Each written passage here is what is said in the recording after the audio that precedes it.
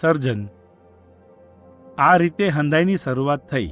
ઈશ્વરે 6 દાડામાં અખિલ બ્રહ્માંડ અને એમાંના હંધાઈની રચના કરી. ઈશ્વરે જ્યારે પૃથ્વી સર્જી ત્યારે એ અસ્તવ્યસ્ત અને હાવ ખાલી હતી અને જળનિધિ ઉપર અંધારું હતું અને ઈશ્વરનો આત્મા પાણી ઉપર હાલતો થયો. ત્યારે ઈશ્વરે કીધું, અજવાળું થાવ, અને અજવાળું થઈ ગયું. અને ઈશ્વરે અજવાળાને ભાળ્યું કે એ બહુ સારું છે. અને ઈશ્વરે અજવાળું તથા અંધારું નોખા પાડ્યા. અને ઈશ્વરે અજવાળાને દહાડો કીધો અને અંધારાને રાત કીધી. એમ ઈશ્વરે પ્રથમ દાડે અજવાળું સર્જ્યું. બીજા દાડે ઈશ્વરે કીધું કે પાણીની વચ્ચે અંતરિક્ષ થાવ ને પાણીને પાણીથી નોખા કરો. અને ઈશ્વરે અંતરિક્ષ બનાવ્યું ને અંતરિક્ષ તળના પાણીને અંતરિક્ષની ઉપરના પાણીથી નોખા કર્યા.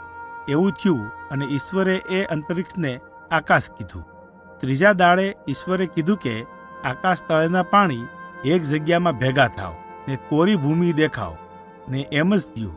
અને ઈશ્વરે ઈ કોરી ભૂમિને પૃથ્વી કહી ને એકઠા થયેલા પાણીને દરિયાઓ કહ્યા. અને ઈશ્વરે ભાળ્યું કે એમણે જે બનાવ્યું એ બહુ સારું છે. એ પછી ઈશ્વરે કીધું, આ પૃથ્વી ખડ, શાક તથા ફળાદી ઉગાવે. અને એમ જ થયું. ઈશ્વરે ભાળ્યું કે એમણે જે બનાવ્યું એ બહુ સારું છે. અને સર્જનના ચોથા દાડે ઈશ્વરે કીધું કે રાતને દાડો નોખો કરવા હારું આકાશના અંતરિક્ષમાં જ્યોતિઓ થાવ અને તેઓ ચિહ્નો તથા ઋતુઓ તથા દિવસો તથા વર્ષોના અર્થે થાવ. અને ઈશ્વરે દિવસ પર અમલ ચલાવનારી એક મોટી જ્યોતિ ને રાત ઉપર અમલ હલાવનારી એનાથી એક નાની જ્યોતિ એવી 2 મોટી જ્યોતિઓ બનાવી. એમ સૂર્ય, ચંદ્ર અને તારલિયાઓ થયા, જેથી એ પૃથ્વીને ઉજાસ આપે. અને એમ રાત અને દાડાને નોખા કર્યા. ઈશ્વરે ભાળ્યું કે એમણે જે બનાવ્યું છે એ બહુ સારું છે.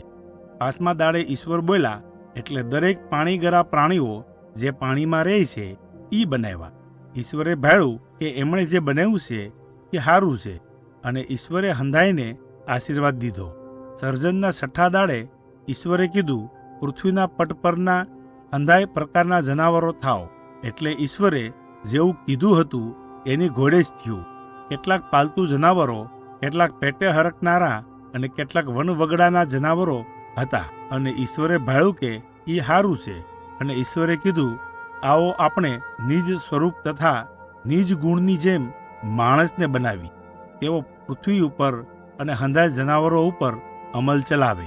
એમ ઈશ્વરે થોડીક માટી લઈને પોતાના સ્વરૂપ અને પ્રતિમા પ્રમાણે માણસને બનાવ્યું અને એનામાં જીવનનો શ્વાસ ફૂંકો અને એ માણસનું નામ આદમ પાડ્યું. ઈશ્વરે એદનવાડી બનાવી કે જેમાં આદમ રહી શકે. આદમને આ બધી સંભાળ લેવા માટે ઈશ્વરે એમાં રાખ્યો. વાડીની વચ્ચોવચ ઈશ્વરે 2 એકદમ ખાસ ઝાડ વાવ્યા, જીવનનું ઝાડ અને હારું નરવું જાણવાનું ઝાડ. ઈશ્વરે આદમને કીધું કે આ વાડીના હંધાય ઝાડના ફળ તું ખાઈ શકે છે, ફક્ત હારા નરવું જાણવાનું ઝાડનું ફળ તારે ખાવું નહીં. જો તું આ ઝાડનું ફળ ખાય તો તું મરી જાય. પછી ઈશ્વરે કીધું, માણસ હાવ એકલા પેંડે રે એ હારું નથી. અને જનાવરોમાંથી પણ કોઈ આદમને લાગણી સાથી મળી નહીં. એટલે ઈશ્વરે આદમને ભર નીંદરમાં નાખ્યો. અને ઈશ્વરે એની પાસળીઓમાંથી એકને લીધી. એની એમણે એક નારી બનાવી અને એને આદમ પાસે લાવ્યા. એટલે જ્યારે આદમે એને જોઈ ત્યારે એણે કીધું, અરે, આ તો મારા હાડકામાંનું હાડકું અને મારા માંસમાંનું માંસ છે. એ મારા હરખી અને મારા હાટું છે. એટલે એ નારી કહેવાય, કેમ કે એને નરમાંથી લેવામાં આવી હતી. અને એટલે જ માણસ પોતાના મા બાપને છોડી દે અને એની બાય હેરે એક ડીલની થાય. ઈશ્વરે માણસ અને બાઈને પોતાના નિજ રૂપ પ્રમાણે ઘડ્યા. ઈશ્વરે એમને આશીર્વાદ દેતા કીધું, તમને ઘણા છોકરા છૈયા થાઓ અને એનો વસ્તારો વધતો જાઓ. અને એમ કરીને આખી પૃથ્વીને ભરી ગયો. અને ઈશ્વરે દીઠું કે જે એમણે જે કંઈ બનાવ્યું હતું એ હંધુય ઘણું સારું હતું. એનાથી એમને ઘણો હરખ થયો. આ હંધી ઘટના સર્જનના 6 દાડાઓમાં બની. ત્યારે 7મો દાડો આવ્યો. ત્યારે ઈશ્વરે પોતાનું હંધુય કામ પૂરું કર્યું. પછી આ દાડે ઈશ્વરે એમના હંધાય કામોમાંથી પોરો લીધો. એમણે 7મા દાડાને આશીર્વાદ દઈને પવિત્ર જાહેર કર્યો. કારણ કે આ દાડે એમણે એમના હંધાય ઉત્પન્ન કરવાના તથા બનાવવાના કામોમાંથી પોરો લીધો હતો.